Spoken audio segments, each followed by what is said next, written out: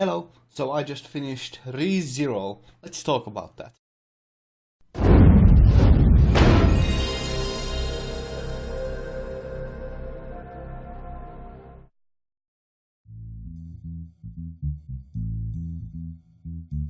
So ReZero is a very typical, at least in the beginning, it starts out as a very typical isekai series, the main character being transported into the other world, but it has a very unique twist, and that it is full of dark theming and very desperate situations. And it has a very key focus on another aspect of isekai that has not been explored in any other show according to knowledge, so I might be wrong on this, and that is that it focuses a lot on respawning. That's the name. That's where the name comes from. Start a new life from zero. At least I think that's where the name comes from. I might be misquoting that. But yeah, and that is a very unique take on this whole genre. It takes a really dark twist on it, and well, it delivers some very good horror moments, but also what this allows the show to do this is an aspect that I very much enjoyed about the show, is that it allows it to be a very mystery focused series.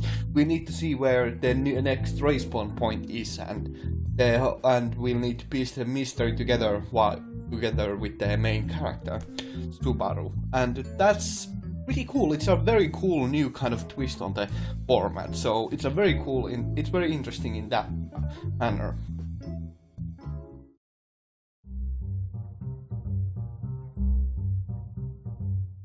So like I said, it's a new take on the whole isekai genre. It includes very intriguing puzzles, in a manner of speaking, in the way that we need to see how Subaru can can push the story forward, and that's a very interesting way that the story is told, because it makes the show have very clear sections to it, where another new starting point is formed after Subaru completes certain actions. And I think the ending, just in general, for the story is very cool. It kind of wraps up the whole story quite nicely, but it also leaves some room for the inevitable sequel that's to come. And however, there's a really kind of a minus point, and that is that there is no real clear new checkpoint. There's no clear rule for a new checkpoint to be established, which is kind of unfortunate, but nonetheless, I think the story is very much on the plus side.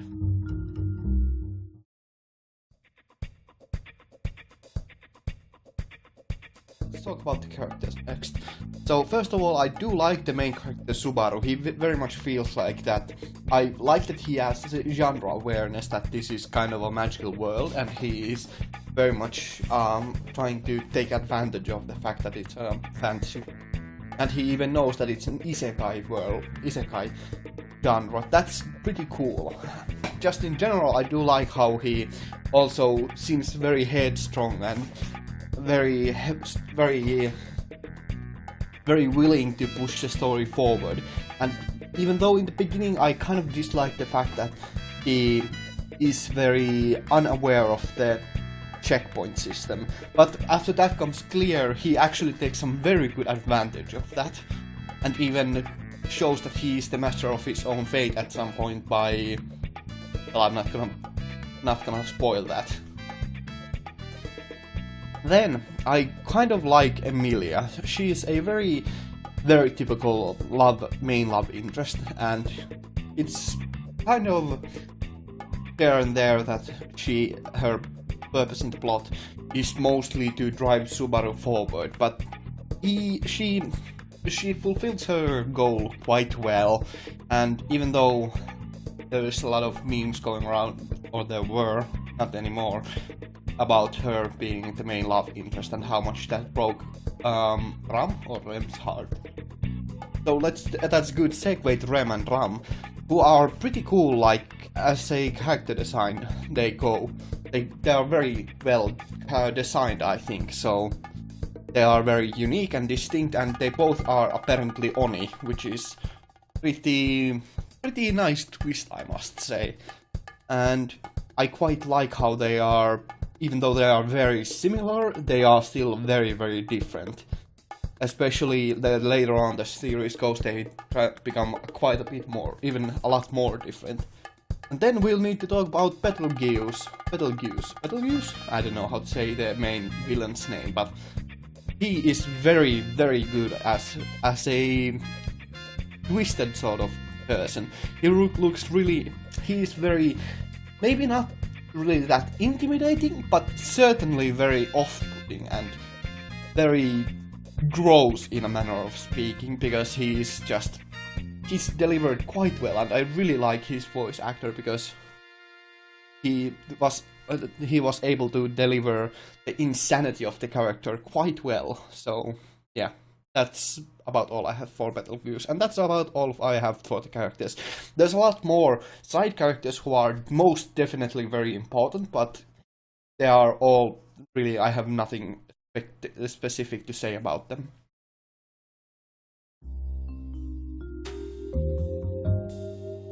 So the audio design of the show.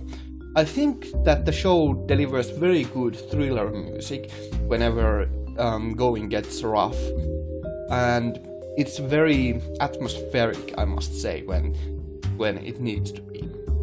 And when it needs to be calm, the show can have very calming background music, and there's even some few very remarkably good pieces of music mixed in there.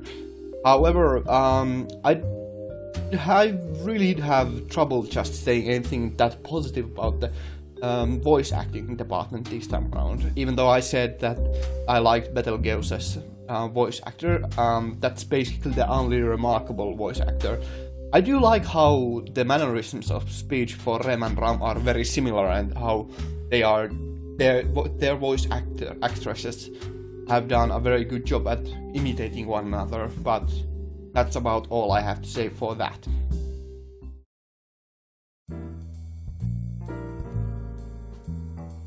So on the visual side, it's a very good, the show delivers very good shocking horror moments, and they are very effective. They are very disturbing, and they are certainly very off-putting when they need to be. They are very much shock horror, and so that when you know it's coming, it's not that bad anymore. But when it needs to be disgusting, the show really delivers very well on body horror. It has some very good points of body horror, and even when the violence is toned down a little bit, it still is very disturbing, I must say. And I really quite like it that way, because I'm a huge fan of body horror just in general, and the fact that Subaru needs to die to come back to the checkpoint, it means that they can deliver on some really cruel violence on the main cast and still get away with it. Now, I also quite like how there are some scenes in the show which are very beautiful, but that's just my opinion. You can have your own opinion on that.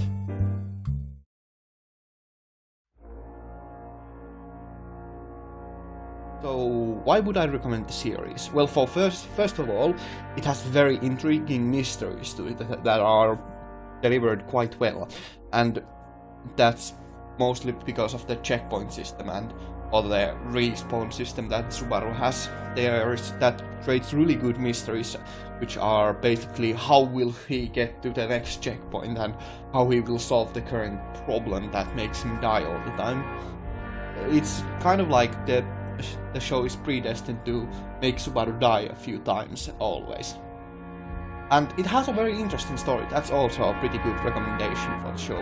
It's very interesting because it's a very unique story, and I quite like the story just in general. And of course, if you just like horror, then this has very good shock horror elements to it. Even though, if you would like more cranial, more more mental horror, more psychological horror. This definitely does not deliver on that front, but it does deliver on body horror quite well. So that's another kind of good recommendation.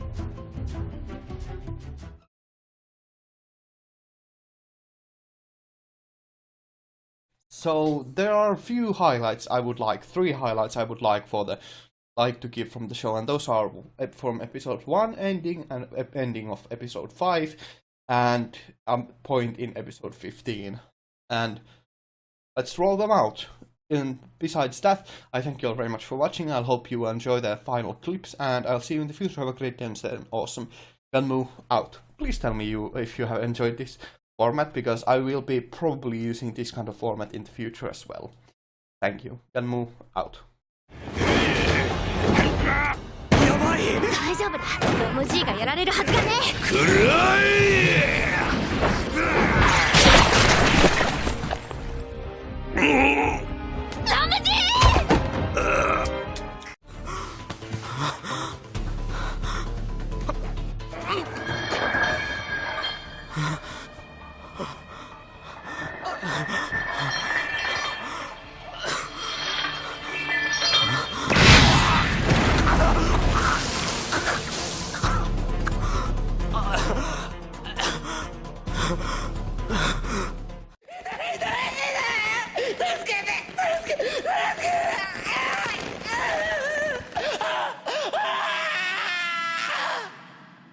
しばるくん